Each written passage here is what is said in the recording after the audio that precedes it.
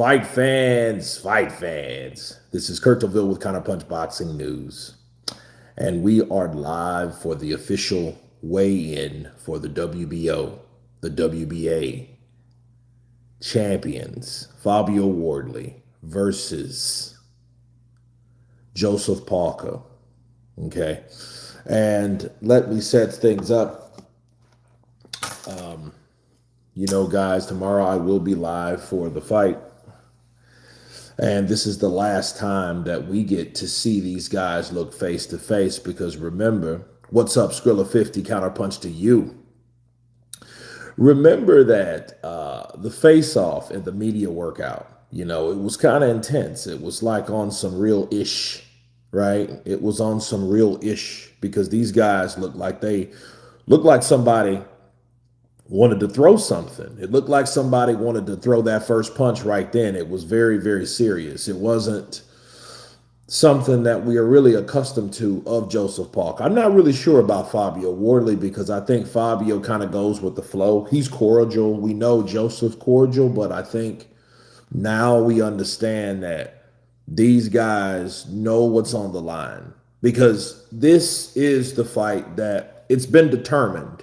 Whoever wins this fight is going to fight for the undisputed heavyweight champion of the world. This time, it's going to be one person, okay? Because we had the Tyson Fury thing and Tyson Fury trying to come back, and he's talking about not coming back, which I could care less. But those guys looked like they were really ready to throw those bows. Bill knows boxing. Let's get it on. Let's go. Let's go. I'm going to turn it on. Hold on a second. Get my device.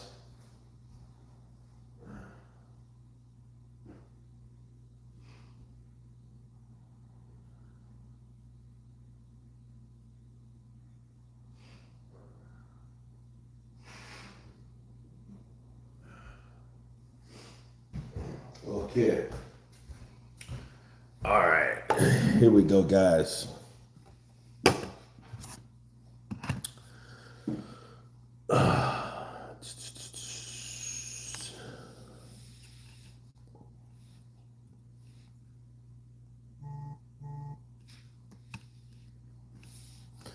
Hit that like button as you come in. Absolutely. You guys hit the like button.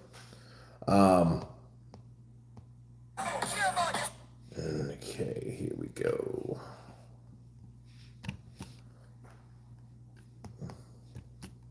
I won't make the same mistake I did last year with my health insurance options. Last year, I thought I had no choice but to take opportunity for Fabio. He's kind of just gate crashed the world scene, hasn't he? He's been on a great run of form. We know how hard he punches. We've seen in his last fight against Justice Hooney. And that's the danger with Lord Joe Parker in this fight. Fabio not only punches hard, but he carries his power right throughout the fight. So he's always in a fight. But considering how long Joe's been doing this, the amateur experience, the experience he's learned and gained as a pro, the amount of unbelievable names he's got on his resume, you would have to have him as a favourite. But both guys, you can make an argument for both guys winning this. Skrilla 50, he said, whoever fights for undisputed needs to know the shadow of Caballero who will hover around them. Yeah, I mean, if he keeps beating people, which at this point, you guys know that Age Caballero is fighting in January. So if you don't know, you know now. He's fighting in January, and it's pretty much kind of a welcome home thing for him. I don't know who the opponent will be or whatnot, but he's made a splash so far. I think he's the real dark horse. This would be really more intriguing if this was Caballero, but since it's not Caballero, shows you though that a lot of people don't really want that smoke with Caballero, because if it's up to fighting Caballero or somebody else, most of the time, 9 times out of 10, it's going to be that other person. That's somebody else that they pick. You know what I mean? They're going to pick that particular person, And Joseph Parker is one of those guys, man. Like I said, it's all set up for Joseph Parker to lose. I think that's in the plan of the strategized story of boxing. Joseph Parker got to go down, people. He has to go down. Personally, I think Parker will put Wardley on ice. He has to. This can't be a decision. This can't be a close fight. This can't be. It won't be that way. You know what I mean? This Fabio Wardley, if he's able, like, just understand something. What Justice Hooney did to Fabio Wardley was an eye opener to me. And if I would have seen more resolve and more adjustments from Fabio Wardley, I probably would have had him beating Parker besides having the power, because that's the only thing that he has. The only thing that he has, sure, he's a big dude and he's able and he's physically strong, but he doesn't really have the boxing ability to me to beat Parker. But then, we'll see where Parker's at, because all the experience in the world means nothing if you're inactive, So he only fought like a round this year. You know what I mean? We can't say that about Fabio. So what Fabio does have is rounds. He has activity. He has activity. He has, the active rounds as far as experience to legit a jet. Personally, I think Parker will put him to sleep. Inactivity could KO Parker. He could, because fighting Bacali, it was a raw deal all the way around. You know what I mean? Because Bacali comes in and he comes in looking like Jabba the Hutt. Like he just ate a plate before putting his gloves on, and they were Daniel Dubois gloves. You guys remember that? The gloves that Mark McCauley was wearing was Daniel Dubois gloves, man. They didn't even have gloves for this guy. That's the gloves. I think what are they? I fly or some shit like that. Yeah. So, but no, man. Fabio Wardley, man, he can thump. So, if he lands that shot to Parker and Parker goes down. But here's the thing, though. This fight could go exactly like this. Jabba the Hutt would be embarrassed by Martin. I think this fight will go the way it should go. Parker being sharp with the game plan, outboxing Fabio. Fabio catches him and hurts him. But does Joseph Parker give up? Does he have a fast healing factor when it comes to that? And I would have to say yes, because the difference between that and Parker fighting anybody, like someone like Joe Joyce. When he fought Joe Joyce was a guy that constantly kept beating on Parker. And they said, oh, he was hurt, sick or whatever. I don't, he fought the way he fought the night he fought. And, Parker tried to hit Joe. It's like little brother trying to hurt big brother, but wouldn't hurt big brother. And big brother kept hurting little brother. Greetings from South Wales. DJ Anton in the building. Counter punch to you, brother. Welcome to the chat. Hooney fought Wardley like a Dollar General version of Caballero.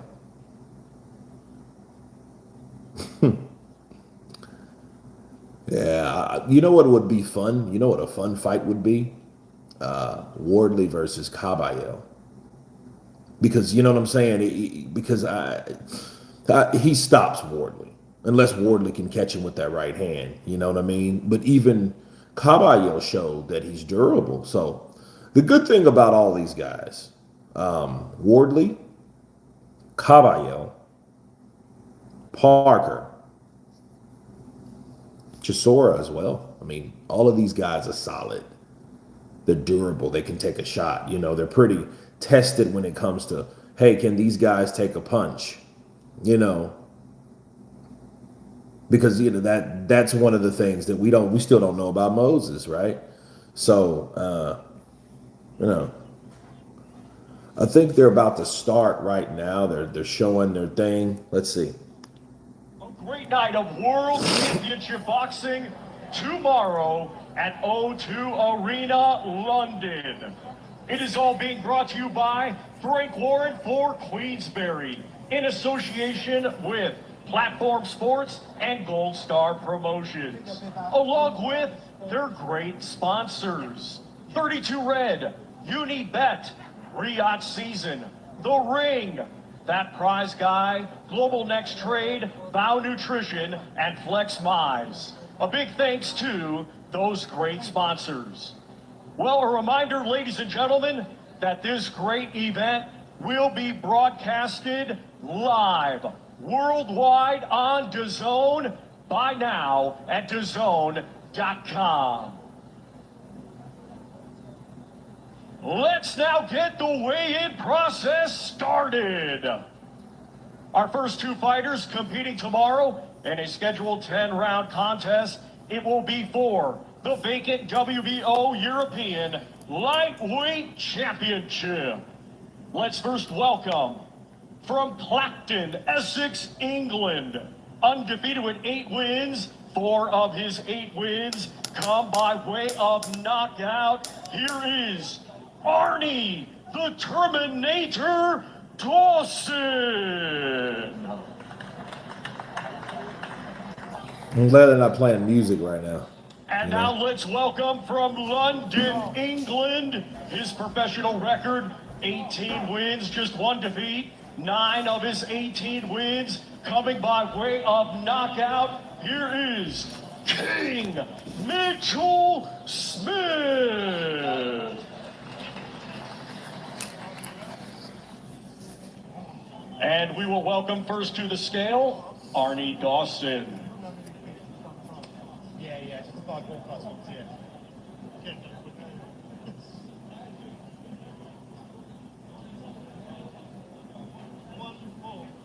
134.14 for Arnie, the Terminator Dawson. Now to the scale, Mitchell Smith.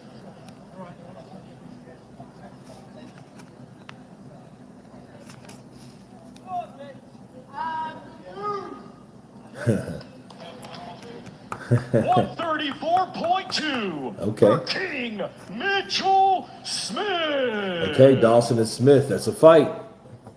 That's a fight. Because remember, man, besides heavyweight, you got to make the weight. These two competing tomorrow in a scheduled 10-round contest for the vacant WBO European. Look how tall a man that that Dawson is to Smith. To kick things off, 6:30 we get going on Saturday. Mitchell Smith, who, I mean, you have to kind of rewind nearly a decade ago when he was the man. Everyone was looking at him as one of the best prospects, not just in this country, but in Europe. Obviously had things go wrong from outside the ring. Good to see him back. Yeah, great to see him back. I know in Europe, the pay-per-view went up 5 more euros. That sucks, bro. Still ain't got nothing on us, though. Man, I was just speaking to him beforehand. I mean, I know that's atrocious to you guys, but that's like, I don't know, man. I think it depends on what you're accustomed to. With Arnie Dawson, he's with Dev on stage. The customs, man. Arnie Dawson, biggest stage of your career so far against you a need very to be tough decent opponent tomorrow night. to be back. The name, the Terminator. Yeah. Bill, that's right, bro. You need to be. You need to know what you're doing. You need to know. You need to earn that name. You can't just, I'm the Terminator. And you get beat every fight. You know what I mean? Or you're a light puncher. You're not a Terminator. You know. And let's speak to Mitchell Smith, who wants to punch me, it looks like. Mitchell, I mean, the main event is all or nothing, but it really is all or nothing for you as well. For sure, man. I've manifested this moment from when I was 18 and a half stone, and I started this comeback story, and I manifested getting better back be if on it's a big real shows. Terminator. Here I am tomorrow fighting for the WBO European lightweight That title. dude there, man. I like Better And the BF, moon, man. baby, is coming to Because the way he, the record, the way he Let's hear it just from puts Mitchell everybody Smith. away, Better BF, if he ever fights Bivol again, he's going to have to work. Sure, I mean, the power's going to be there, but I think he needs to worry a lot about, there we go. Got to turn that down. He needs to worry more about stamina, bro, because Bivol knows now I got to keep moving and I got to keep throwing. I got to keep countering and I got to keep doing all those at the same time, round after round. You know what I mean? To keep Artur back. With his 2 or 3 shots, I got to land 7 or 8. Or throw 7 or 8 and land 5 or 6. That's how Bivol beat Better Biev, to me, in my opinion.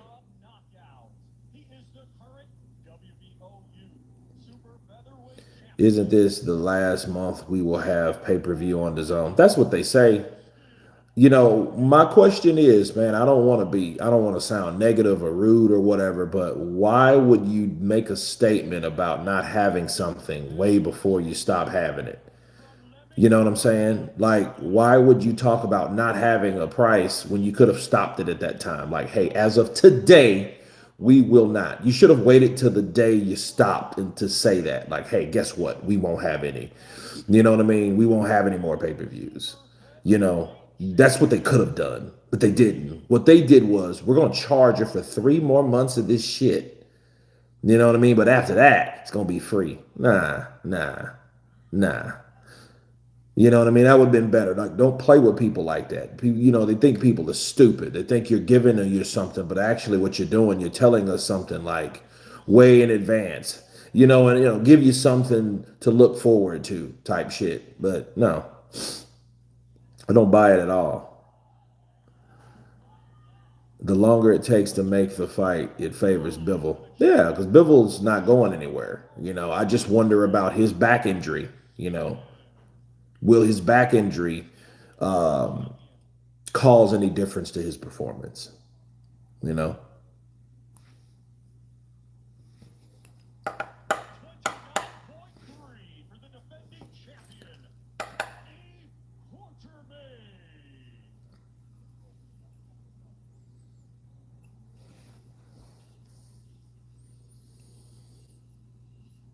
Good fight, this one, Darren.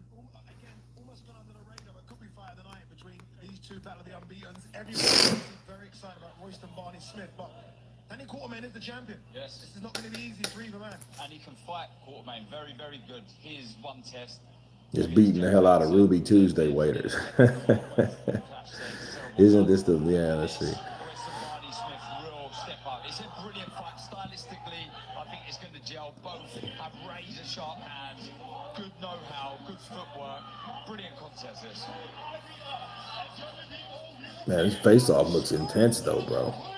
Oh, boy, chewing that gum. Good stare down as well, Cole. We all like a good stare down. Very, very intense.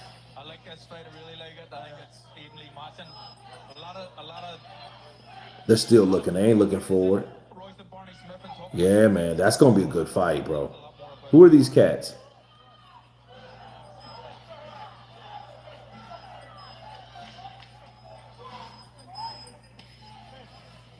I mean, I don't know anybody on the card, Bill. I don't know these guys. Featherweight strap and WBO European super featherweight strap. Grabs on this one. Great fight. Again, maybe got under the radar on what is a good card, but I genuinely think that these guys could still tonight. Anyway, let's hear from Royston Barney Smith. He's with Death Sally. Royston Barney Smith, that was quite a long face-off. What was going through your head up there? Honestly, to be honest, I think I didn't realise how ugly he was, but Called him ugly. That's coming home with me, and that's all she writes. You've been asking for a step up. This is most certainly that. That's an unbeaten opponent there. What are you going to show us? You'll have to wait on Saturday night. I don't want to reveal nothing too soon. Best of luck to you. Let's hear it for Royston Barney Smith.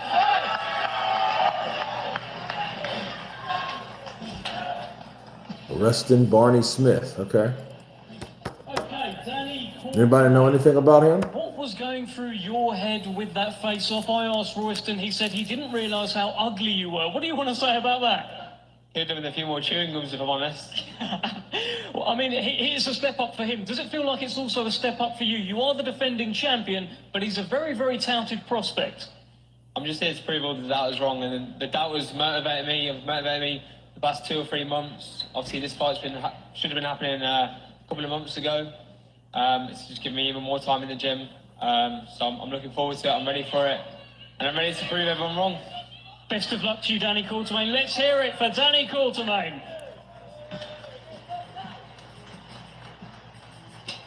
Danny Quartermain versus Rustin Barney Smith. Okay. Okay. Mama Lou, counterpunch to you. Frank Sanchez versus Anthony Joshua now. Who you got? Frank Sanchez? Well, I know Frank, so I'm going to go for Frank, but Anthony Joshua, we don't know what he's done lately. We've seen the last fight he's done. We don't know how he's going to perform, but fighting someone like Frank Sanchez, if he fights him, first of all, AJ gets credit because, nobody's beaten Caballo. Caballo has beaten Zane. Caballo has beaten Mark Madoff. Caballo has beaten Frank Sanchez. He's beaten a lot of fighters in the way he's beaten them, but who says that was only, or a lot of that was due to the fact that Frank was injured, and if Frank was injured and he could perform a lot better than that, because we've seen him in better fights, but if he's able to perform better than that, and he gets in there and fights AJ, and we don't know how AJ really is, obviously you would have some rust, you would have some, of that, the cobwebs to knock off. But yeah, I would have to go for Frank. What would be better for boxing? Probably AJ beating him, but AJ, how long is AJ in the ring for? Okay, so.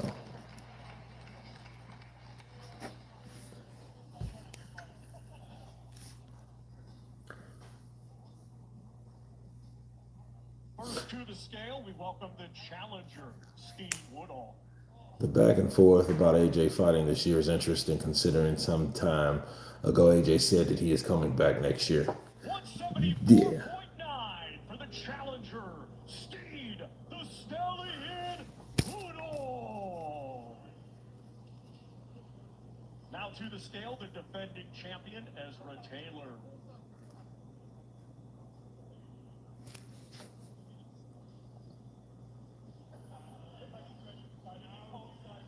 173.10 for the defending champion, Ezra the Cannon Taylor.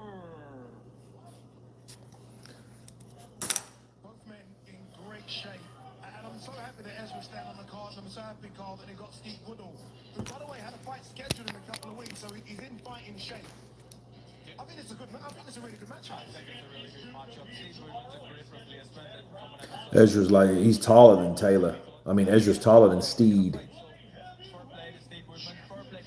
Joshua was scared when he fought Dubois. That's what made him have an off night. And now I don't see him coming back anymore. AJ versus Sanchez would be good. It would, because Sanchez is not that guy that you think he. You know what I mean? You will have to see what he's about when you're in there, and he's a solid heavyweight. Just believes he's destined to go all the way. Believes that this is his path, and he's taking it. You know what I mean? And it's fights it's his time. You know what I'm saying? It's Frank Sanchez's time to do something now. We don't want these fighters, these really good fighters with this good pedigree and all that. You don't need them to get old based on inactivity or just fall through the cracks because of the promotional, collapse with the guys, the Al Haymans and, Well, this way you stay in the gym, stay ready. Professional athlete, 365 days a year. I'm focused. It's not the first time I've stepped up at this level, and ready to do a job. Tomorrow night. Who's Dunce Cap Danny? My Uncle Sean and Alex. One final thing, we've seen you step in late before and cause absolute chaos when you knocked out Lerone Richards not so long ago. You're going to do the same thing to Ezra Taylor? At this time, I ain't coming here for a paycheck. I'll come and take over, so coming at the perfect time, so I'm ready. Best of luck to you. Let's hear it for Steve Woodall. Thank you. Steve look like he's just ready to fight. He tired of talking. Ezra, the Cannon, He's not a Taylor, talker. what a week you've had. New opponent. It's that man, Steve Woodall, who says he's going to knock you out tomorrow night. Tell us what you're thinking. New opponent, same outcome, man. I was training for Louis. I train for opponents. That's it. And I'm ready, man. I've worked hard, man. I prepared myself like a real warrior. So tomorrow I get to go enjoy it, man. Train hard, fight easy, as they say, and tomorrow's just gonna be a breeze. Your plan beforehand, when it was Louis Edmondson, was to steal the show. Is that still the plan tomorrow night? Yeah, 100%, man. It's always gonna be the plan. It's always gonna be the objective. It's always gonna happen. When I step on the scene and I go in the ring, I'm gonna do my thing. So, here to enjoy it, man. Best of luck to you, Ezra. Thank you, appreciate it. Let's hear it for Ezra Taylor, ladies and gentlemen.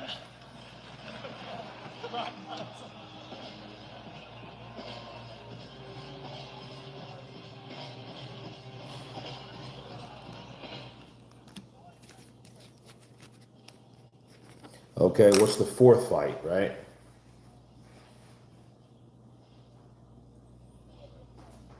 Our next two fighters competing in tomorrow's Chief Support. It is scheduled for 12 rounds. It will be for the vacant IBO Cruiserweight Championship of the World. Let's first welcome a native of Cameroon, now fighting out of Dubai, United Arab Emirates. His professional record consists of 18 wins, 3 defeats, 1 draw. 14 of those 18 wins come by way of knockout. Ladies and gentlemen, let's welcome Rolly Lambert.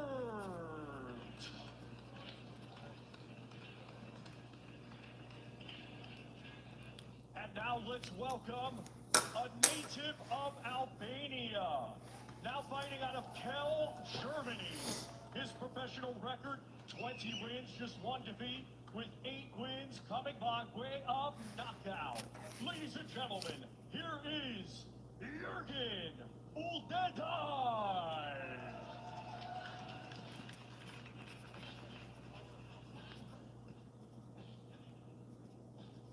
First to the scale will be Rolly Okay. Lambert.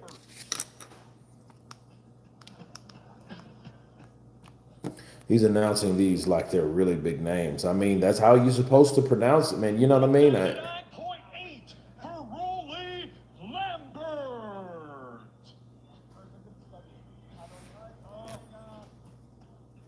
Now to the scale, Jürgen Uldedai. Urgadai.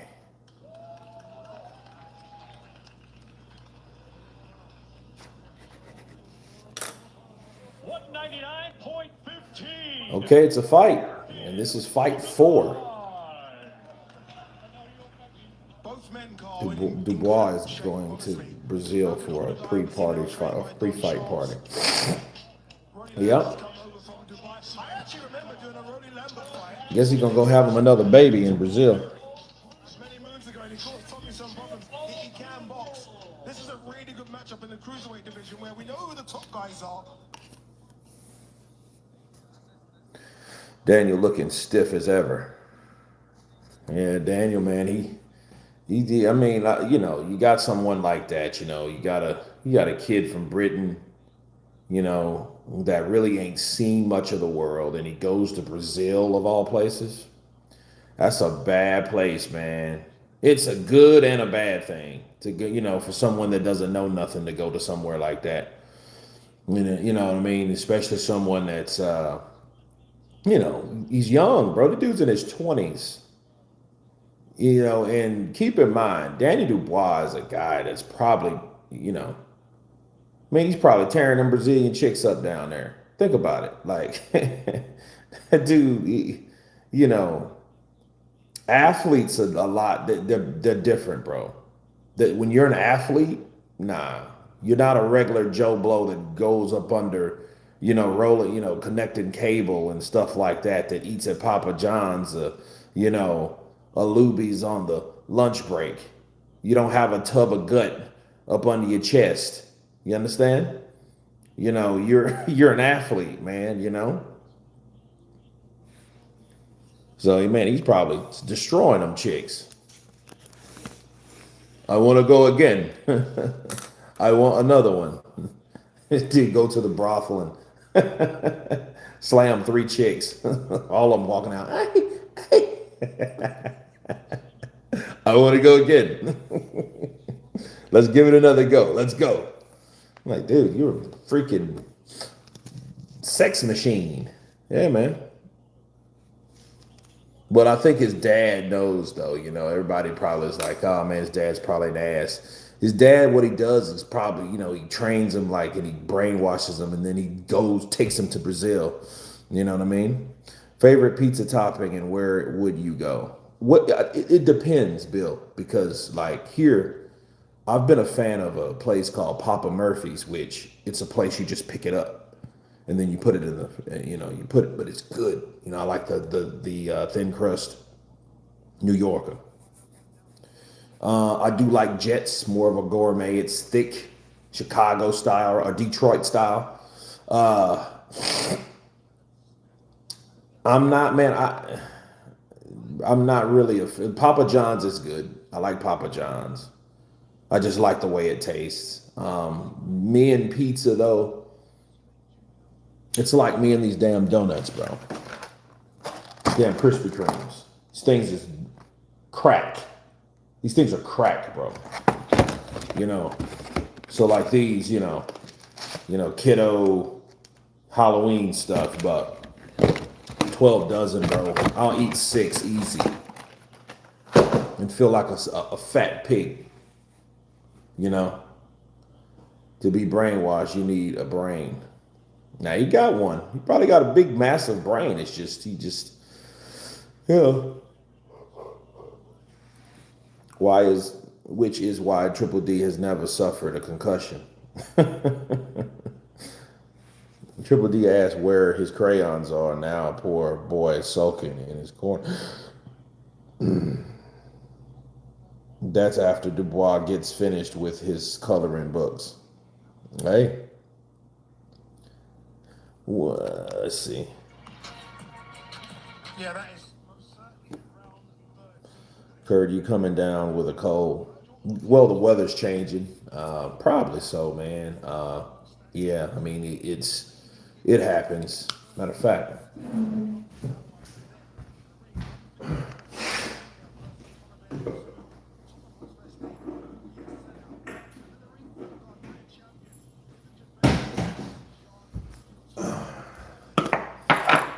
I get up around this time and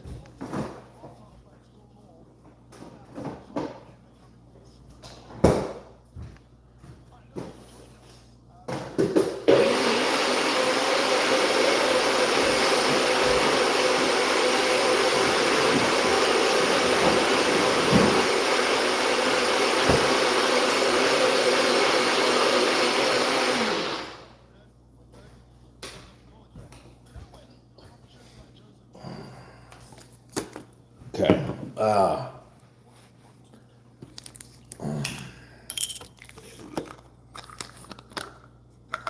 Damn, we're running out of these. But I take this every morning, man. Well, when I wake up. So this here is by Snap, not Snack, but Snap. It's prostate health. Okay, so you get older, you need to take care of your prostate. Then second, ashwagandha.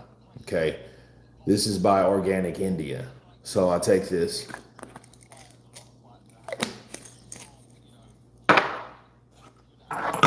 Then, for everybody 35 and up, this is very important, okay? This is niacin 500 milligrams. I take niacin because it opens your arteries and it reduces risk of heart attack by like 70%. So if you take one every day, 500 milligrams, okay? So these are the ones to take. So I take one of these. So niacin, you know, I remember niacin back in the day was was something like if you smoke weed, you take some niacin, it's supposed to that, but there's actually real benefits, you know.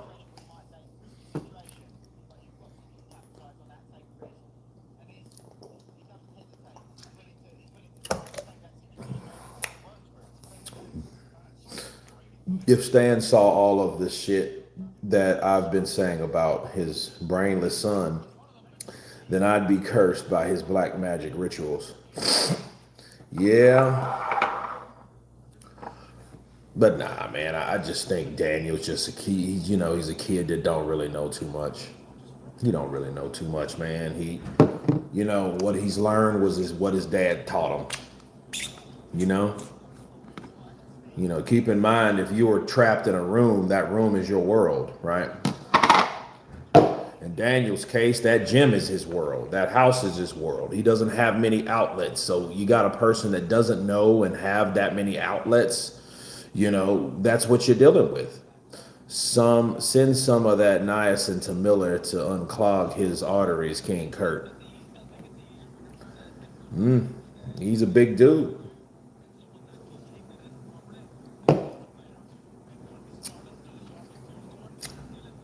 This is grapes, kale, avocado.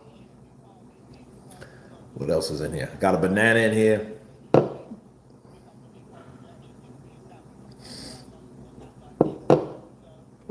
At least Triple D's sister got more sense.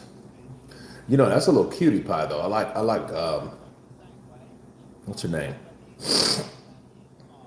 Forget her first name.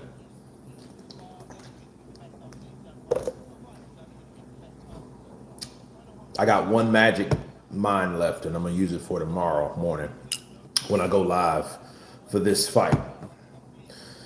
Oh, Caroline, there you go. Sweet Caroline taught Triple D how to cross the street last week, and he received a gold star.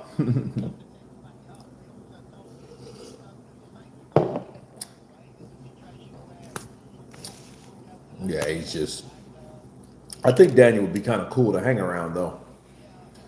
You think about it,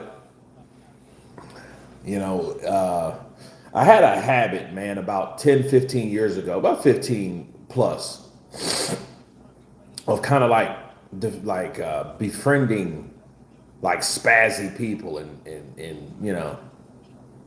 found out that wasn't the best thing. But you don't want a bunch of smart asses either, you know what I mean? So you ask yourself, would you rather be around a bunch of smart asses or dumb asses? And I think that's all just up to you. Hardest puncher, I'd say Zhang. Zhang is a hard puncher. Heavyweight Championship of the World. Let's first welcome the challenger from Ipswich, England. Undefeated with 19 wins. He has one draw, 18. Of those 19 wins come by way of knockout. Ranked number 6 by Ring Magazine. Let's welcome the undefeated, hard-hitting challenger, Fabio Wardley.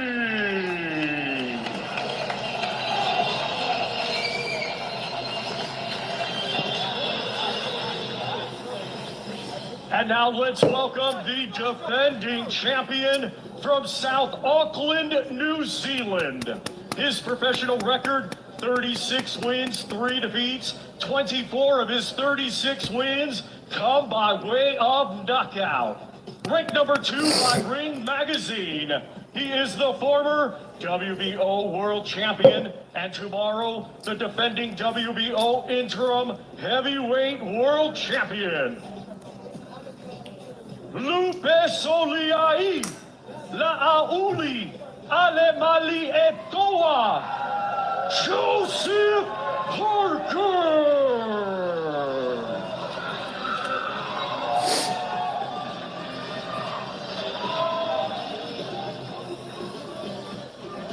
Joseph Parker. The O2, man. One thing about the O2 is kind of different than the O2, man. People, and we will welcome first to really the scale the challenger, Fabio Wardley. Here we go. Okay.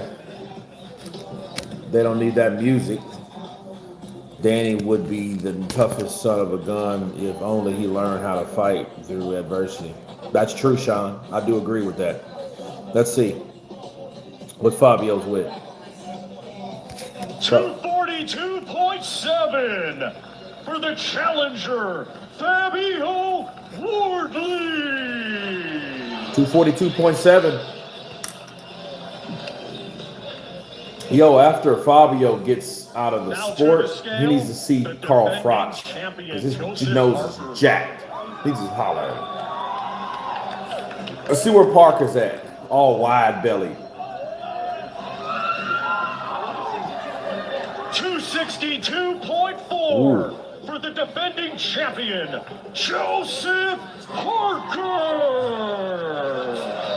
262. Joseph Parker slightly lighter. Yeah, he's lighter, 5 by 5 pounds. 267 pounds, but considerably heavier than he was for the fights against Jili Zhang and Deontay Wilder, where he's around the 240 mark. Fabio Wardley, bang on his weight. That's his weight, 241, 242, 243. Both of these guys are in shape, ladies and gentlemen. I love this fight. I really do. One more sleep. The experience, pedigree. Fabio looking stone faced, bro. He's looking no emotion. Then he looks off. Joseph Parker against the power. You know, Fabio like. Machine. That's Fabio Wardley. So many questions to be answered tonight. I cannot wait for. And the respect too, boys. There's a lot of respect here between these guys. Both are looking to win, obviously, but they're gentlemen. Both are gentlemen. Well, But that doesn't matter about what's going to happen. These guys will do everything it takes to get their hands around at the end. they're still there. To me, man, Joseph Parker, like I told you guys in that short that I made, he's looking chunky, but he's losing weight. You know what I mean? So, like, if I'm Joseph Parker and I beat him and I fight Usyk, there will be no way in hell I'm gonna come in at 267. Nowhere around the 260s. Probably 255. You know what I mean? 250, really. You need to be able to move with Usyk because Usyk beats you with pace. And if he thinks he's going to go in there at 260, damn near 270 pounds fighting Usyk, nah. With the frame, you know, I know he's an island guy, so he may be able to support that weight, you know what I mean? But it ain't really deemed worthy in the past, you know?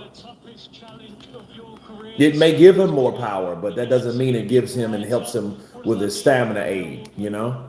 Yeah, look, this is it. This means everything. This is the one before the one. So all the work is done, training's ticked off, all the hard work is put in. Get some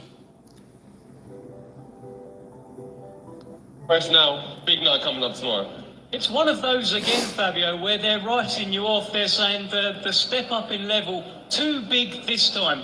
But I'll get the feeling you like that. Yeah, look, it's nothing new to me. Every step has been the step too far. Every opponent has been the opponent that's going to beat me. This is the one. He's too quick. He's too fast. He's got too much experience. But look, I haven't been beat yet, and nothing's going to change tomorrow night. I asked Joe Parker yesterday at the press conference what you would learn on Saturday, and he said you will learn how to take a loss. What do you think you'll learn tomorrow night? It's not about me learning anything on Saturday night. It's about everyone else. Joseph Parker, his team, boxing fans, learning that I am meant to be at the top of this division. What is your message to all the people, Fabio? Look, thank you to everyone. Thank you to everyone that's bought a ticket. Thank you to everyone that's coming to the show. I bring drama, I bring entertainment. Saturday night's going to be no different. Best of luck. Let's hear it for Fabio Wardley.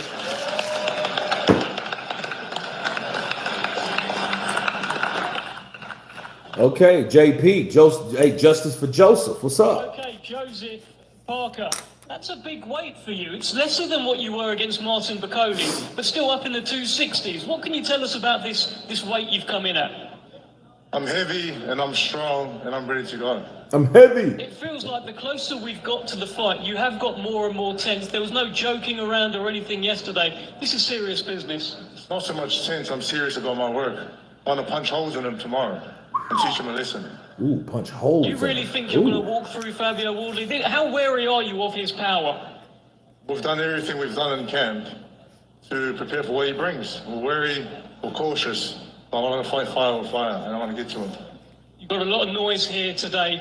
I see a lot of people giving you support. What is your message to your people, Joseph? Thank you, everyone. See you tomorrow. Best of luck. Yeah, that sounds just like Joseph, man. You know, and Sometimes boxing needs a villain. And in this case, you don't have any villains. And that's what makes boxing and the ratings drop. Unfortunately, it is an entertainment thing. You know what I mean? Some people look at this as like, hey man, Joseph Parker, good bloke, good guy, good fighter. But does he have that element to be that champion? Is he the guy that you want to put against the other guy? See, to have two nice guys, it's kind of like, yo, what are we doing? Excuse me. What are we doing? And boxing is like that. You know, Joseph Parker, good guy, you know. And I want to remind everybody what happened in the heavyweight division 10 years ago. Or before that. Let's say 20 years ago. The bad guy got beat. Tyson got out of the game. Mike Tyson. Then we had Lennox Lewis for a little bit longer. Then he retires. Then we had the Klitschko's. And the Klitschko's were good guys, but they were boring. And the heavyweight division paid for it because those good, boring guys were good enough to beat everybody around. Now, you had a couple, upsets here and there, but most of the time, 97% of the time, you had Vlad and Vitali in there, and they were just good guys. And all the bad guys didn't have the talent to match those boring good guys. If you think about it, like that's what we had. So maybe people fear that what if Parker beats Usyk? Imagine that. Maybe like, oh, that'll never happen, but because Usyk is like, Usyk would win. Like, if you put Usyk in any era, he would still be very, very good. You know what I mean? It's just, I think someone like Parker, he's not a Mike Tyson. He's not even a Tyson Fury. It's crazy how he's friends with Tyson Fury, because Tyson can be an asshole. We all know Tyson Fury versus Alexander Usyk. Tyson was the bad guy. That's what made it intriguing. He was the asshole. He held up the fight.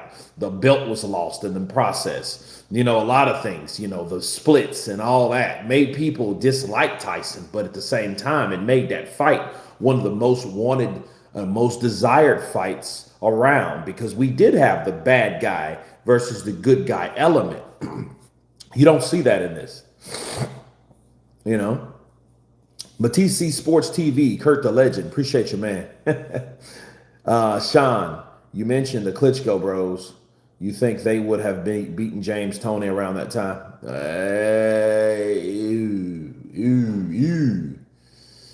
I don't know, because James Toney is a guy.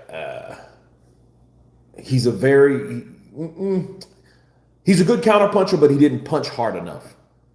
Because James Toney's not a heavyweight. He wasn't a natural heavyweight. And because of that, his style, his slip and shoulder roll, him and Floyd did it better than anybody that I've ever seen do it in my time. When you talk about the shoulder roll, you think about Floyd Mayweather, you think about James Toney. And needless to say, both of those cats are from Michigan. Ain't that something? But nonetheless, James Toney fighting Klitschko, man, I don't really know, because here's the thing about the Klitschkos. The Klitschkos, Vladimir, he's just like, to me, Vladimir is more like a Ukrainian AJ.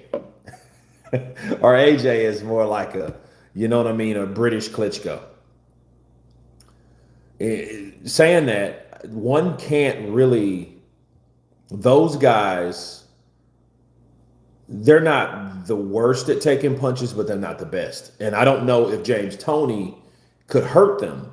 He could probably stun them, with those counters, but Does he have enough punching power to stop guys like that? You know, you think Vladimir Klitschko will return to the ring?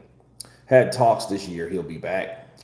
Nah, man, Klitschko, I think he's smart. He's rich. Um, I think maybe this year may be that close because imagine him 50 years old going in there. I mean, he's a big, tall guy, but understand the difference between when him and his brother fought. They were these big, tall guys in there with smaller guys. And the smaller guys didn't have the athleticism to do anything with those bigger guys. Now, if Klitschko comes back to the sport, he will be in there with guys just as tall as him. You know what I'm saying? Otto Wylien is 6'5". Joe Joyce is 6'5". AJ is 6'6". Wilder is 6'7". Well, Wilder's not really a factor, but but then you have guys now that they have been so accustomed, Mark Madoff and Fury and all these. Why do you think Fury really was victorious? He was able to he reached the target. If you're 6'1", 6'2", and you're fighting someone 6'6", 6'7", and you're punching up at him, you know what I mean? And like David Haye couldn't get to Vlad because Vlad showed him with that jab and that right hand, that steel hammer, that, yo, I'm going to punish you and you try to jump your ass up here and swing up at this dome. I'm going to punish you. Ike Barabucci beat David Tua. Yeah, so we know that. If Parker beats Usyk, then give me Parker versus Too Legit. Oh, yeah. Yeah. That would be the only one left. Because, I mean, he's beat Zhang. He's beaten Bakali, right? He's beaten Wilder. Wilder's the old school. Zhang, Bakali. Bakali may get a rematch. But you know what, man? I've seen Bakali lately, and I am not impressed with Martin Bakali. Martin Bakali is looking the same way he looked when he got his ass clipped by Joseph Parker. He's looking the same way he looked when he went and lost a decision to which they gave him a draw against Efe Ajagba. He's disappointing. He's disappointing, man. I'm sorry. You know, I'm sorry. He's not the guy that I thought he was. I mean, this dude, you want to destroy Mark McCollum? You want to destroy him? I think I'm coming down with a cold. But if you want to destroy Mark McCauley, give him some money. Get his dude about $4 or $5 million. You probably will never hear from Mark McCauley again. And if you do, he will be 400 pounds. Some people can't handle success. Buster Douglas, Shannon Briggs. Shannon's a little different because Shannon was a 2-time heavyweight champion, so I can't put him there. I'm sorry, Shannon. Let's go, champ. I'm sorry, Cat. He might see this will be the one video he sees. Zhilei Zhang versus Martin McCauley. That would be good. That would be good because, both of those guys don't have time to be chasing guys. Zhilei Zhang's just old and big, and Martin McCauley's fat and big, and they don't really like to chase their opponents. So you got Godzilla coming at King Kong. You know what I mean? They're gonna throw those bows, and it'll be a good fight. But you know what? I don't know, because Martin McCauley, if he can outlast him stamina-wise before getting clipped, because we all know that Martin McCauley, he could be hurt too. Even though that was probably the worst physical condition that he was in this year against Parker. McCauley has a live chicken coop inside his stomach. Yeah, dude has a belly, man, and that shit looks like it's probably hard. It ain't even fluid. You know what I mean? Like if I drink a lot of beer, my stomach will. I'll have the Homer Simpson thing going. But understand, that's fluid. That's not hard, solid shit that you've created and worked on over the years, and you got this solid ass stomach. That's bad, bro. That's bad. That means your colon is rock solid with bullshit. With bullshit. Definitely. Arslan Markmadov versus Joe Joyce. Yeah, that would be a good fight. I think Markmadov would take Joyce at this point because Joyce is just, I don't know if he could take those shots. But yeah, it'd probably be one of those fights of the year because Joyce is one of them dudes, he's, I like Joe Joyce, man. A lot of people looking at Joe like, man, you suck. Y'all wasn't saying that when he was knocking everybody out. Then he knocked out the guy that is the WBO heavyweight champion tomorrow. You see what I'm saying? Everybody's talking shit about Joe Joyce. But Joe Joyce is the guy that beat that guy. He beat Danny Dubois. He bust his eye. Had his eye looking like a ketchup packet. Don't pop it, man. Macaulay and Samuel Peters are the same people. I don't know. Peters is a bit. Peters was a harder hitter, I think. He was in better shape. But yeah, sluggish, slouchy. Yeah, I remember Samuel Peters, the Nigerian. Yeah. He dropped Tony. He beat James Tony, Peters did. And he dropped one of the Klitschko's. I can't remember which one. But yeah. Beat Dubois and Parker. Yeah, he beat Dubois and Parker, man. Joe Joyce, he has his own legacy, man. And, and they asked him something. And he's not dumb. Because they asked him like, yo, Joyce, why are you still fighting? And Joe Joyce was like, I get paid. I love what the fuck I do. You know what I mean? And I'm in shape. I like fighting. It almost pissed them off because it's like, why do you keep fighting? Because this is the thing. And I want people to understand they did Joe Joyce wrong. And I'm going to tell you how. See, they were unfair with Joe Joyce because as long as he was beating people, nobody talked about his age, did they? Did you hear about his age when he was whooping people? No. You know what I'm saying? Did you hear that? Oh, what if he gets old overnight? No. You didn't hear about none of that. His age is going to be a factor in this fight. You didn't hear any of that shit until he got beat by Zhang, which Zhang's older than him. So the guy that actually beat him, or the guys that actually beat him, were older than him, right? So Chisora's older than Joyce, right? Probably by a year, because they're all in the same age bracket. So the people that beat Joe Joyce were older than him. Ain't that a bitch? It wasn't nobody younger that could dance around like Usyk did back in the day. And he's older than Usyk. He's older than Usyk. He's older than who beat him? He's older than those guys. But now everyone talks about, he's worn out. He's old. Don't talk about that man's age. Mike couldn't handle fame either. Mike Tyson? Well, Mike, again, everybody talks about Dubois, but let's say Dubois was raised in the 80s. He wasn't as gifted as Mike. So that's a piss poor comparison. But if you look at Dubois is kind of quiet, whereas Mike is, if Mike and Daniel Dubois were brothers, Daniel would be the quiet one. Mike would be that, man, I fucking kick you in your face. But, Daniel will get outraged too. When AJ said I was going to hit you with this table and they both got up and they would have done something, I wonder what would have happened.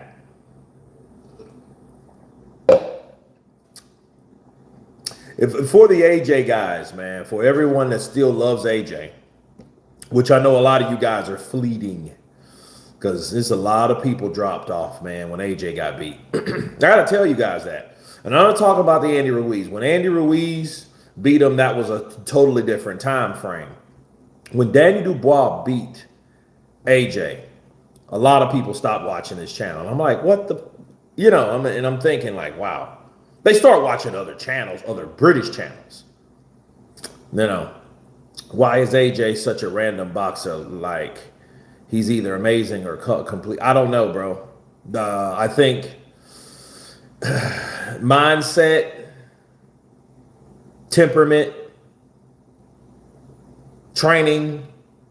You know what I mean? Like, he should have stayed with Derrick James. And that craziest for me to say, because I did not like Derrick James for a long time. But what I did understand is Derrick James taught this man how to fight. He taught him how to fight, and he taught him how to defend. He taught him how to be defensively responsible because he held him accountable. Even AJ said, man, this shit working and training in the USA, in America, shit's hard. It's harder than in the UK. He said that. Like, yo, this shit's, XK shots. What's up, brother? Counterpunch to you. And the thing is, even, and a lot of people didn't like the Hellenius fight. They didn't like him all busted up. But then again, he didn't supposed to fight Hellenius. Hellenius was a fill-in, and he popped dirty too. AJ's a UK legend. It's all downhill from here, though. Hey, if he can't do it no more, man, he ain't the first, and he will not be the last. You have very, very little. You have very little percentage of fighters that were good and stayed good and got out the game like that. I think people are so good sometimes, and that's maybe the 2%, 3% of the fighters, Andre Ward, Floyd Mayweather, Terrence Crawford. Those guys are just, especially Terrence and Crawford. I mean, Terrence and Crawford. Mayweather and Crawford, right? Those guys are just gifted fighters. I still don't like Derrick James. And the thing is, it's just, we were hoping that some fighters that have the personality that, you know what I mean? Just like now, a lot of people want Alexander Usyk to retire. Why? He can retire when the fuck he wants to retire. But it's people that want him to retire. You know why? Because they want a story. They want a happy ending. They want a happy ending for fighters, because an undefeated fighter that's getting out of the sport on top, that's equivalent of a football team winning the Super Bowl that you're a huge fan of. You see what I mean? Like, so if you're a 49ers fan and you've seen Joe Montana, the quarterback, and remember if he wins the Super Bowl, then he gets out. John Elway for the Denver Broncos. Okay, I did watch football once upon a time, but he got out of the game when he won the Super Bowl. And when he won the Super Bowl, he was gone. That was like, in boxing, it's the same thing. When a fighter like Usyk, right, beats someone like Tyson, then beats Dubois, then it's like, okay, let's stop right there because you're doing perfect. Let's perfectly exit you out of the career of boxing. Let's get you out of the sport. You know what I'm saying? Let's get you out because you have a perfect record. You've done everything. You've defended. You've got every belt. You've done it twice. You've done it in another division. Please leave. That's what people want. But it's not up to us. It's not up to us. It's up to the fighters. The fighters are the ones that make sure that they go when they want to go, not when the fans want them to leave. It doesn't work that way.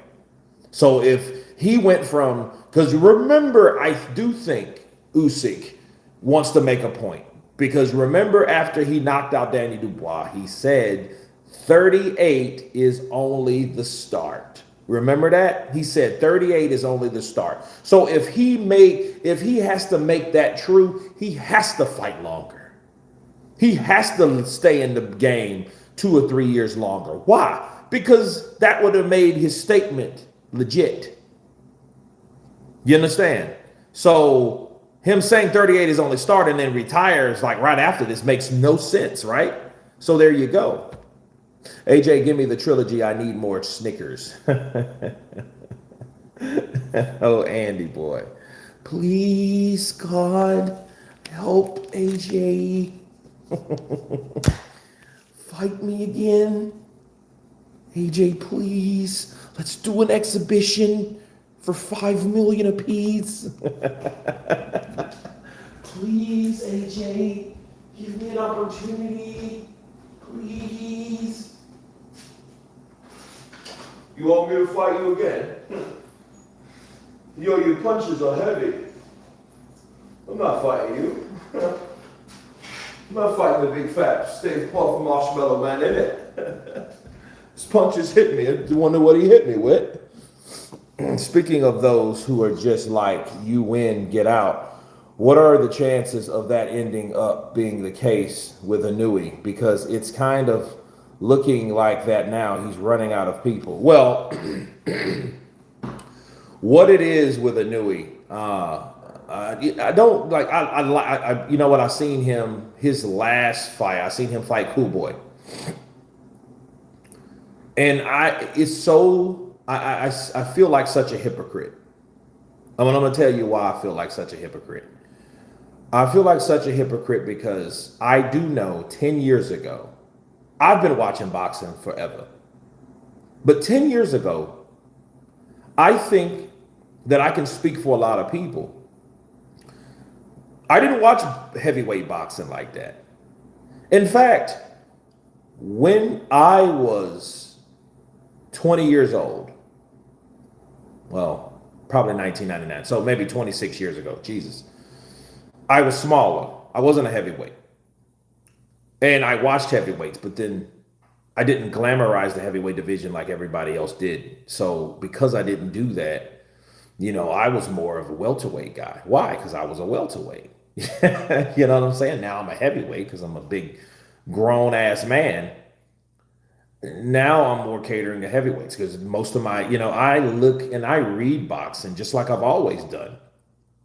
I just don't feel a need, or really not a need, or a desire to report what Devin Haney's doing, what Javante Tank Davis is doing, what Teofimo Lopez is doing, what Jerron Boots Ennis is doing, and what he's talking about. I stop at kind of maybe 154 may get my attention, 160, 168 definitely does. So it's basically for me, since no one's really at 160, we have Lada and those guys. What's the other cat? Whatever, the other guys there, right? But then you look at everyone from 168 up. That's what I pay attention to. It's crazy. Light heavyweight is probably my favorite division right now, not heavyweight, because there's not enough going on. And what we've seen, even though in the light heavyweight division, the same things happen. We've seen an undisputed champ, but then the belts changed hands. Then one of the belts were snatched away from the undisputed champion, Bivol. So it's very interesting to see how that's going to run. Now, when I was younger, I liked Barrera, Morales, and all this, I love the back and forth. But now it's like heavyweights are just kind of my thing now. You are done only when you have nothing left. If you hang it up, then return, you messed up. Joseph Parker's too heavy. Well, Muhammad, he's lost some weight. He's lost 5 pounds. To me, he didn't look really well. Like he looked like he's getting wider in the waist. Like he's growing into the traditional island physique. He has 4 daughters and a wife that looks like she can cook some fenadini and some damn pork and noodles and some other, Polynesian cuisine up the ass. And he's rich because he's been making millions of dollars throughout his career. So they ain't hurting.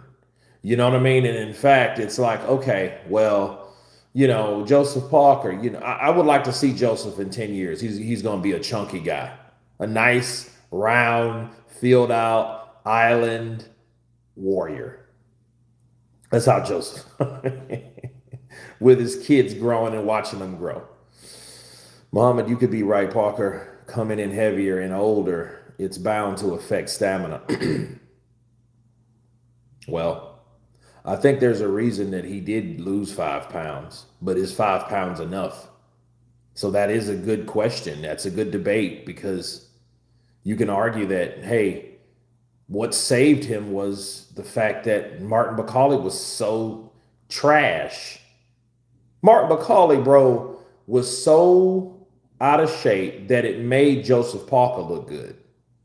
Whereas Joseph Parker is a guy that probably would have gassed out. I do wonder though, if that fight would have lasted 4 or 5 rounds, how that shit would have went. Because Parker already said McCauley hurt me already. He already had his nose bleeding in the first round when McCauley caught him with an uppercut, then tried to follow up. But then Barker was already, he was elusive enough still. But understand this, it was only over 2 rounds. So Parker was fresh enough, definitely, to get away from him, to get out of the line of attack of Martin McCauley. And because he was able to do that, he lasted. Because Martin McCauley probably would have caught him with something and hurt him. Because Martin McCauley doesn't hit you with one shot. He hits you with 5, especially if you're there to get hit by 5 punches of him. And those punches will hurt. And I think getting accumulatively beaten like that is worse than just getting hit that one time. Because if someone hits you that one time, you're out. The referee can save the day for you, and then you got that one massive blow. And as you know, that can heal because people hit their head on something, hit your head on the cabinet, or something you don't see. All kind of freak accidents can happen. You hit your head and then you can recover. But the accumulative over and over, round after round types of punches that you receive, that's tough. That's tough, bro. John Wick. Parker outboxed him after fight. Joseph relaxed and smoked this. Used to have the fastest hands in the division. I think he will lose his hand speed. Well, we'll find out tomorrow. And if Parker loses to Fabio Wardley, see how fast Fabio Wardley gets the Usyk fight. That's all you really have to do, is to see and witness what happens after that. If Fabio knocks out Joseph Parker, good. That target has been eliminated. That threat has been resolved. Okay? Joseph Parker's a threat because he's not the guy that they want. He's a guy in the way. Joseph Parker, no doubt about it. He's a guy in the way because he won't fucking lose. He won't lose. And it's like, dude, why isn't this guy lost already? We're sick of Parker. Shit, he's been fighting and AJ and Wilder. He's been fighting a lot of people when Andy Ruiz was actually active. We're tired of Parker. Parker's not our boy. We don't want to back him. We want to back a Brit. You got 2 British promoters that got all the heavyweights damn near. And all the other surrounding heavyweights are kind of just there. You know what I mean? But they have the heavyweights. And if you're a promoter and you have more than one heavyweight and you have more than one possibility, you have several different outcomes and matchups that you can make. You want to make the most money, but you want to do the best for the audience that supports the sport. And that is the UK. The UK will support their fighter, don't matter where the hell they go. We know that. So Joseph Parker being from New Zealand is not the person that they want to win. Why? Because they don't support Joseph Parker like that. You know what I'm saying? They'll support Fabio if he knocks out Parker. Then they were like, okay, the Hooney fight might have been a fluke, but if he knocks out Joseph Parker, well, wait a minute. There's something with Fabio Wardley. Right? And I was thinking about this last night. If Fabio Wardley beats Joseph Parker, he should get a fight or chance to fight Usyk. But what would probably happen is, this is what will probably happen. If Usyk doesn't fight him, that belt will probably become vacant, and then Wardley will end up fighting Moses Atoma. Then Moses Atoma and Wardley, it's going to be weird because they're both trained by Ben Davison, right? So they're both trained by Ben Davison. And then it's like, well, damn, wait, you got Wardley and then you got Atoma and then you got Ben in the middle. It's going to have to be kind of like, remember Andre Rozier Remember, he trained Derevyanchenko and Danny Jacobs, so Derevyanchenko had to go somewhere else to get trained by someone else. You know, probably have to be like that. But understand, that's the way you get a Toma in there with somebody. You know, Wardley and Atoma, and that would be an interesting fight because as long as Atoma's still crashing people out and knocking them out all quick and rapid fire and all that shit, we don't know if he can take a punch. And that would be an interesting fight for me. And I think, that's how you get it out of hands of other people. And then Usyk can do whatever the hell Usyk feels he needs to do with the belts that he still has. But he has to come off those belts if he doesn't fight the winner of these guys tomorrow. Clark's jaw obliterated by one shot. Yeah. And you think Fabio, don't get it twisted. Let's talk about Fabio Wardley for a minute. Fabio Wardley is a guy that he's modeling himself after Deontay Wilder. It's kind of reckless, but it is brave.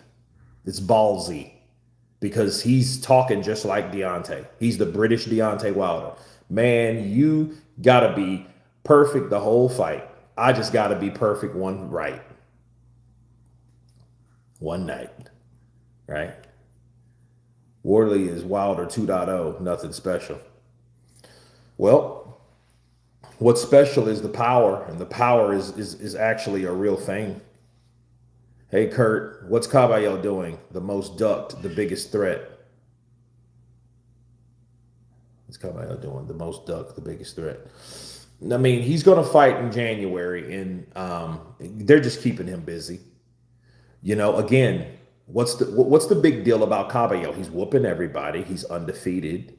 So you should want to promote him more than Joseph Parker, right? Wrong. Why? Because he's not British. Caballero is also not British. I think he's like Turkish, from origin, and then he lives in Germany. He's not British. Therefore, he doesn't get the notoriety, the promotional backing. He doesn't get any of that shit. Think about it. He doesn't get any of that.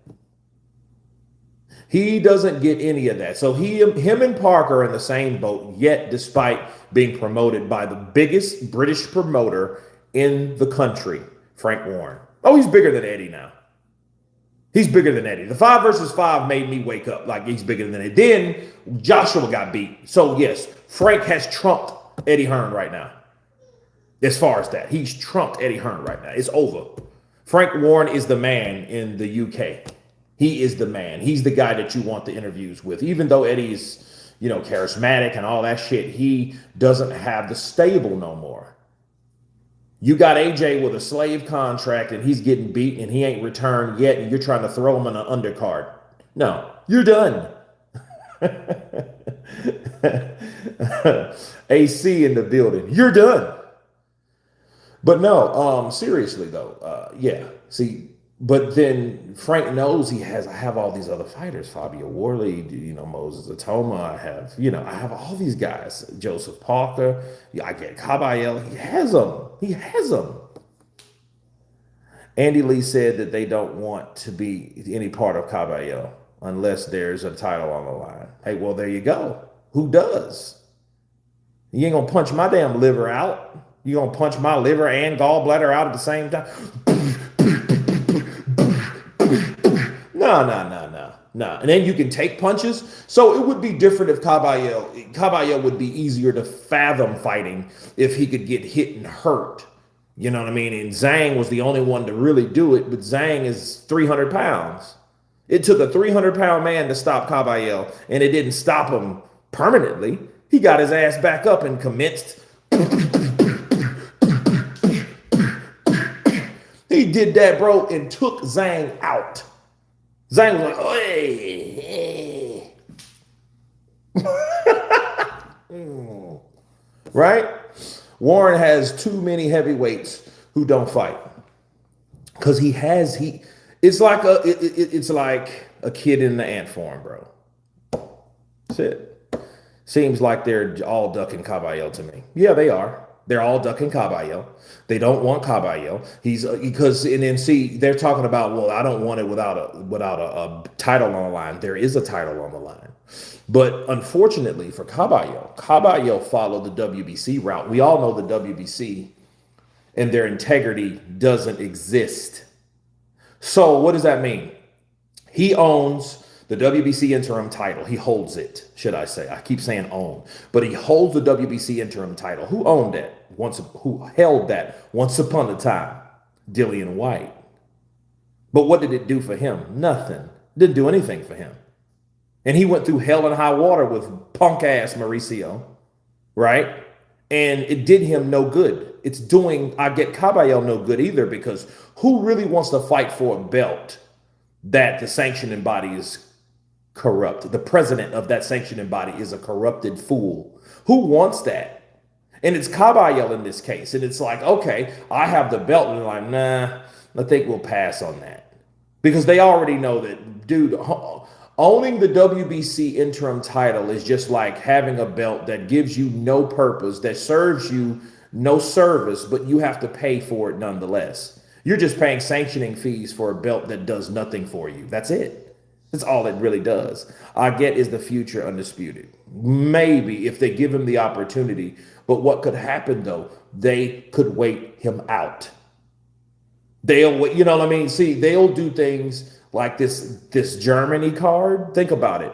They're making it look good. It's a homecoming and all this, that, and the other. You know, bro, fuck the homecoming. Give me the title shot. They're just making it look good for him, and they're kind of pacifying I get Caballo by bringing him home. You see that? Oh, here's a good title. He has a good fight at home in Germany. See, they do that based on the fact. They do that based on the fact that they want to keep him busy or keep him occupied while he's, you know, hey, yeah, get him a fight so he won't think about what he should be doing type thing. You know what I'm saying? That's what they're doing to Caballo. Easy. They're doing him wrong too. Parker, if he loses, he's done. So Parker, you know, I can respect why Parker is like, look, I'm ready to punch holes in him right now. I'm ready to do this. I'm going to be cautious, but I'm ready to f him up. Okay?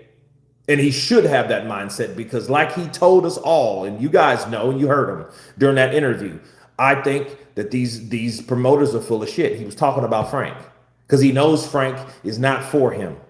We also heard Fabio Wardley say, nah, Frank's for me. I believe that because he's British. No, don't get it twisted. It's not a black or white thing. Throw all that bullshit out of the window. It's a national thing. It's a British thing. It's a favoritism thing based on where you're from. Not what you look like, okay? So that's not as bad, but showing it is bias in this situation. The way they treat White completely devalued the WBC interim title. Yeah, I mean, you'll see the same with Caballo. It's just Caballo is not as verbal as Dillian White. Dillian White is a guy that showed everybody like, yo, these guys are full of shit. These dudes, Mauricio, he's full of shit, man. He's full of shit. He says all this, talks all this shit, man. He takes this shit and he says this, and then he doesn't do that, man. And I'm paying sanctioning fees. I'm paying over $1 million, man. These guys are giving me a title opportunity, man. He's not, you know. Yeah, Dillian White put him on blast, basically. He talks out of the side of his mouth. But understand, yeah. Dillian White pretty much told us and showed us the corruption. He was the one that put him on blast. He was the whistleblower. He was the one that had the WBC interim title. He was the guy that fought, Oscar Rivas for the diamond belt, which Tyson Fury refused to do. But Tyson Fury was the one that was able to get the title shot before Dillian White. The only problem with Dillian White was the substance issues. You know what I'm saying? Now, here is a what do you call it? Conspiracy theory here. What if Dillian White was set up by the WBC? What if they went by his fucking water bottle and shot some bullshit in it in his water? I know that's far-fetched, but if you have someone that is legitimately corrupt, at what limit do you say they won't do certain things? Think about that. So if you got a guy, a black guy, from the UK blasting you and telling you, and he's in a market that's huge. Think about how popular Dillian White was at the time. Dillian White was a popular fighter. He had that one loss to AJ. AJ was on top of the world, the unified heavyweight champion, right? And then you had the guy, the second in command, pretty much, because he was the WBC interim. He was managed by Eddie Hearn, which was an up-and-coming promoter at the time, Rich, with Matchroom, right? They're trying to push the zone. But then Dillian White, has everyone's attention. He has Coogan Cassie, he has IFL TV, he has Seconds Out. He has all these platforms that he is at liberty to blast and talk and and speak his mind.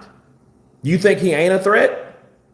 You think he's not a threat? Mauricio saw that shit and he was like, no, we need to do something about this nigger. We need to do something about this nigger. Go to England and put something in his drink.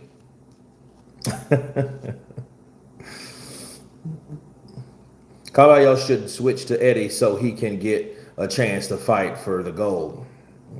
I guess, but then what'll happen then? Who's still there? AJ's going to always be there. He'd signed the contract. To be honest, Kurt, I think UCAD are the most likely culprits. UCAD. Yeah, I remember those. I remember them. Yeah, they did some funny ass shit. They appealed to the WBC to give Fury White's mandatory slot until it was cleared up. Yeah, so he could fight for it. And he beat Wilder. It should have been Wilder versus White. Yeah, that is true, bro. That is true, bro. XK shots, counterpunch to you. That's a good counterpunch. Simply based off the fact, because they did do that, and I wonder, why would UCAD be involved in something like that? But the WBC, though, they already did not like Dillian White because they threatened him. You'll keep this bullshit and we will freeze you. What did he say? What did Mauricio say back then? Because I remember where I was when I did the video. I was in Benton, Louisiana. And I did the video from my car. He said he will restrain him or something like that. But yeah, man. But yeah, bro. But back to he's on the wrong side of the street.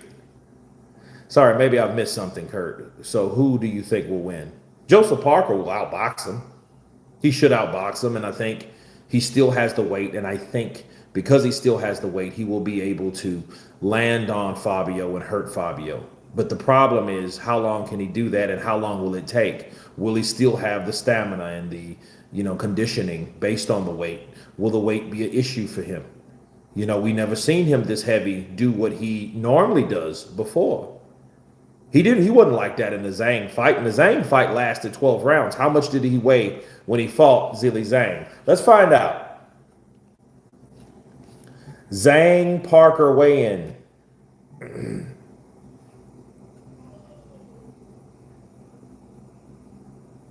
Okay, Joseph Parker weighed in at 247. Now Joseph Parker is at 262. That's a damn near 20 pounds. So 262.4 to 247.6. You see what I'm saying? So we don't know if he will be able to use that weight that he's gained to move like he moved in the Zhang fight. We don't know that. Jay, what's up, brother? Counterpunch to you. Everything's good. Everything's good, man. AJ Prince of the ducking, but now he needs King. The ducking. I don't know what that is. Kurt, do you think Zuffa boxing will do well? I don't know who Zuffa is. Is that the Caballero? The Caballero. Is that the His Excellency shit? Yeah, he's 260, man. 262.4. JP is 260. So if look, we will learn tomorrow. We will learn tomorrow. I'm going to do a couple videos today, and that's pretty much it. So the next time you'll see me will be live, right? So set your calendars, hit your bell icon. I will be live for the fight. But we will all witness to see if this experiment of Joseph Parker will work. Will he be able to carry the weight the way he was before? Because if he's slower and sluggish, that means that's the result. He shouldn't be that big, you know. But like 247, no. So he should be anywhere from 230 to 240. He shouldn't be up there. But we will find out tomorrow. If he can hit like a cannon, but he does it in round 3, that still doesn't mean that we have experienced or it's been proven that that weight won't turn on him. So if that weight turns on him, man, you know, we'll see. We'll see tomorrow. Because Fabio Wardley is a guy, he can move. He's a big dude. He's a little taller. But yeah, he's not, you know, he ain't around there to get hit with shots. You know what I mean? I see Fabio Wardley wanting Parker to come to him so he can set up that right hand. Good night. Just like he did Hooney. And he did Hooney like that. And Hooney was like, damn, you know, he didn't know what hit him, but he walked into that punch. But anyway, guys, weigh in 242.7 for Fabio Wardley versus 262.4 for Joseph Parker. And we will see what these dudes can do. The face-off itself, it wasn't as intense as the media workout. So, you know what I mean? But Parker did say he's going to punch holes in him. So, you know, we get to see that. Kurt, what are you cooking? I'm not cooking anything, man. I just finished not my cachava, but my morning smoothie. Oh, it's white and turkey. Okay, that's what I thought Zuffa was. I don't know. If they're adding more to boxing, I just think it complicates shit, though.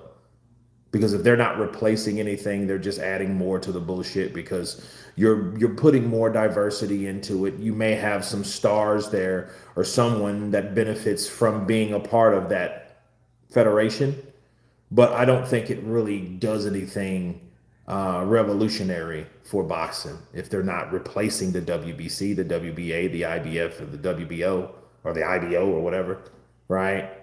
Them too. If they're not replacing them, I don't see the issue. I really don't see the issue. Parker going for the KO, waiting that heavy. Yeah, but if he can't, we'll see if he can handle that in the later rounds. But guys, I appreciate you. Love you guys. See you tomorrow, okay? And I will be alive and in living color tomorrow, ready to counterpunch, ready to see Joseph Parker prevail or fail. And the same for Fabio Wardley. And until then, guys, everyone has been counterpunched. Peace.